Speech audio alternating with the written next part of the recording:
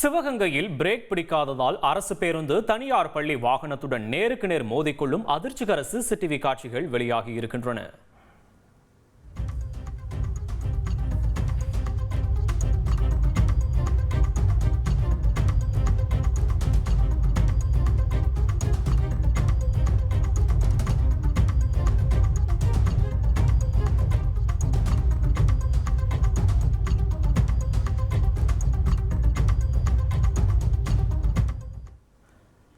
விவரங்களோடு இணைகிறார் செய்தியாளர் சுந்தர். சுந்தர், வணக்கம். இந்த விபத்து குறித்த விவரங்களை பதிவு பண்ணலாம் சுந்தர். அரசு பேருந்தும் தனியார் பள்ளி வாகனமும் நேருக்கு நேர் மோதிய சிசிடிவி காட்சிகள் சமூகங்களில் வைரல் ஆகிட்டு இருக்கு. சிவகங்கை பேருந்து நிலையத்திலிருந்து உடைநாதபுரம் நோக்கி திருப்பத்தூர் சாலையில் அரசு பேருந்து சென்று கொண்டது. இந்த ஓட்டுநர் ஐயப்பன் என்பவரை இயக்கி வந்தாரு.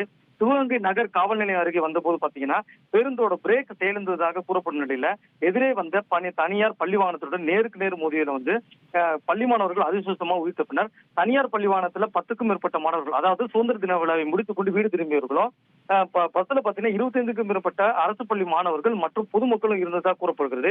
இச்சம்பவம் குறித்து சிவகங்கை நகர் காவல்துறை விசாரணை கொண்டு வராங்க. இரு வாகனங்களும் நேருக்கு நேர் மோதிய சிசிடிவி காட்சி சமூக வலைதளங்கள்ல வைரலாக இருக்கின்றது. தமிழகத்துல பாத்தீங்கன்னா 8 கோட்டங்கள்ல 20,000க்கும் மேற்பட்ட அரசு பேருந்துகள் இயங்கி வருகின்றன. முறையான பராமரிப்பு இல்லாதே இந்த பிரச்சனைக்கு காரணம் என்ற சமூகங்களோட கருத்தா இருக்கு. பொதுவா வட்டாரங்கள்ல பேரிகார்டுகள் வைப்பது வாகன ஓட்டிகளை திடீர் பிரேக் அடிக்க காரணமாகி அடிக்கடி விபத்துகளையும் அபாயத்தையும் ஏற்படுத்துகிறது. சம்பவம் நடந்த இடத்திலேயே இது போன்ற பேரிகார்டுகள் இருப்பது விபத்துக்கு வழிவகுத்தலாம் என சமூகங்களில் கூறப்படுகிறது.